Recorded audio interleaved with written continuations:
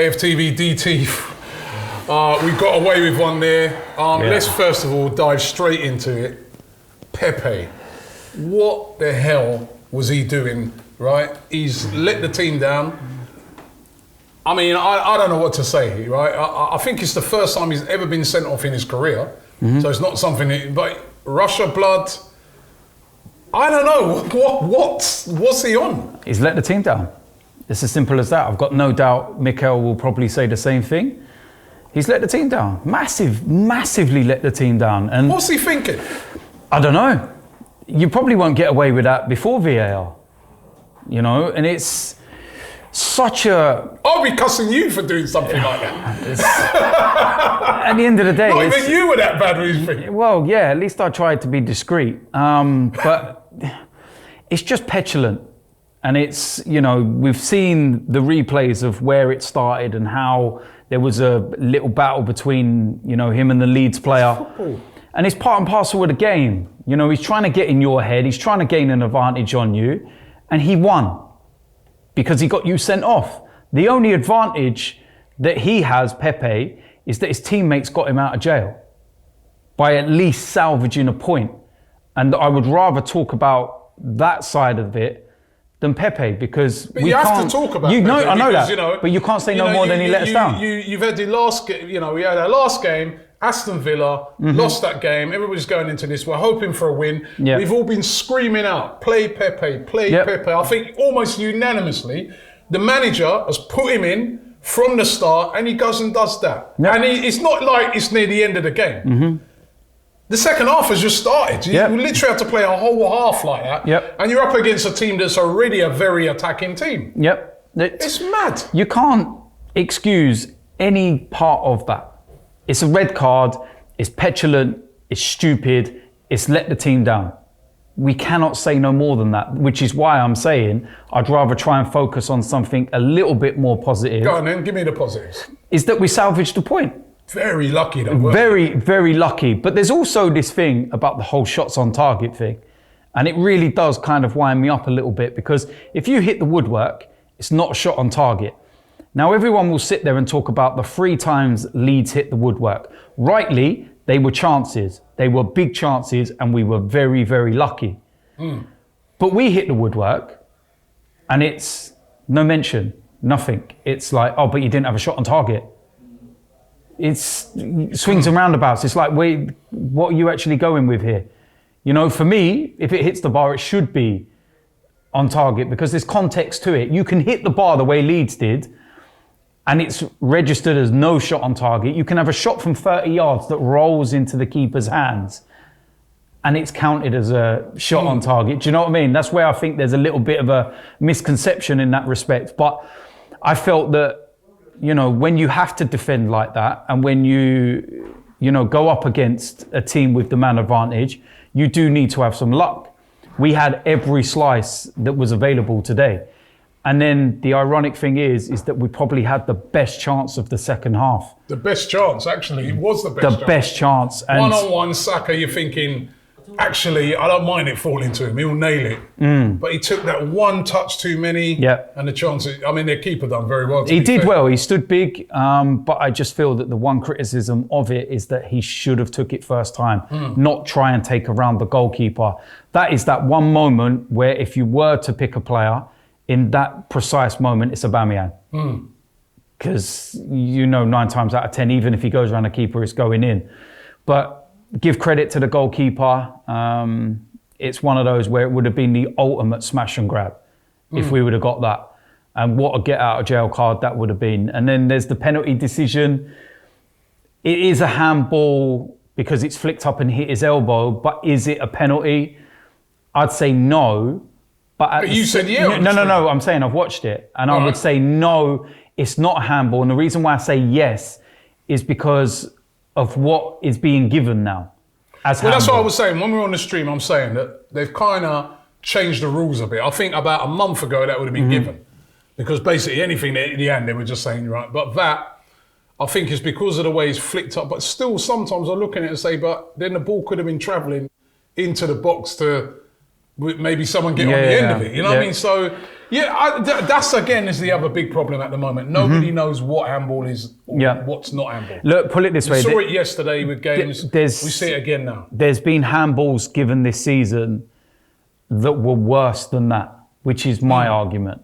You know, I can't remember what game it was, but I think there was one game where the ball floated over the defender's head. I think it might have even been Spurs. And the player headed it back. His back was to the ball, didn't see anything. It hit his arm and a penalty was given. Now that's ridiculous. I think it was Newcastle actually at Spurs. That's a ludicrous decision, but it was given. So my argument is well, if that is, why is this? And I don't think any of us know. This is the problem, you know? So it's one of those. I just don't know why the referee never got told to go over and view it. Why is it when any incident is ever involving us, do the referees not go over? You think of the Leeds player, the lad in midfield with a ponytail, what's his name? They all got ponytails. They've got loads of them. Calvin Phillips. The tackle he made near the end on Dani Ceballos, that was a little bit late. I don't think it's malicious or intentional, but under the letter of the law that we're now playing under, that needs to get reviewed. Aubameyang done something similar against Crystal Palace and got a red card. But yet there's no review, there's no anything. It's just carry on, off you go. Still, listen, it's a point. We got away with one, but it's still not... and it's a clean sheet. It's still not the 3 points we wanted to push us up the table. No, clean sheet, Robbie. That's important given we conceded 3 against Aston Villa. And not many teams will go to Ellen Road and keep clean sheets this season. Well, I think that's the first game this season they ain't scored in. Is it? Or at Ellen Road, I think, anyway. Because they even at 4-1s, weren't they? There's the thing. But listen, it's all right. Well, we take the point, and we're going to have to move on from that. But what did you make of some of the players that people have been asking for them to come in for? Willock was one of them. You know, Reece Nelson. Yeah, well, Pepe. Well, first of all, I'll go with Willian. I know who was one of the ones that was being told to go out of the side, but I thought in the first half he actually had a decent enough half. I don't know why he was taken off. You can only presume it was an injury. I thought Joe Willock was flattered to deceive today. I think that he never really took his opportunity. I feel a little sorry for him because the sending off changed the whole complexion and he had to come off. But the first half he didn't do anything to warrant why he should have been there anyway. Reece Nelson, I love the guy to pieces and I think that he's got so much potential. But somebody take him off the dead ball situation. He can't beat the first man. Come on, man. It's like, what do you train and practice in training when it comes to match games and you can't beat the first man? When you get corners and you get free kicks, those are moments in the game, especially the situation we're in at 10 men, that could be so precious to us. That could be that one opportunity to nick us a goal. But the delivery has to be right, and they weren't, and that's really poor. I think that everybody that we were all crying out to see never done anything. I don't think there was. Down the middle, he hardly touched the ball. But then you say that as well, but then there was no service, none at all. Like, what is he supposed to do? If we would have had the kind of chances that Leeds created, Aubameyang would have scored today. But he never got anything. No service, no nothing. You could have had Lacazette or whoever it might be through the middle. They would have had the same end product because there was nothing. Saka was a bright spark when he came on, but I feel that the reason why he probably didn't start was because he just played 3 games in a row international, and it looks like he might have picked up a muscle injury as well, which is why he's come off. I thought once we went down to 10 men, Granit Xhaka and Dani Ceballos played really well, whereas beforehand they looked a little bit kind of all over the place. And Ceballos showed that fighting spirit that he's meant to have had in training. Do you know what I mean? So overall, sum it up. Overall,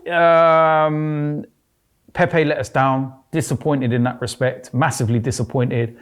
And I hope Mikel deals with that accordingly. But given all of those factors and how lucky we were, we have to take that as a point. Now, what we now need to do is go and beat Wolves at home and then go and beat Spurs. And I know you go, oh yeah, but look, if we do go and win those next 2 games, for example, and we look back at these 3 games after Aston Villa and we say, picked up 7 points out of 9, we'll be very happy. But it's all about the next game. I know we've got Thursday to worry about, But I think that can be very experimental in its team because we're already through.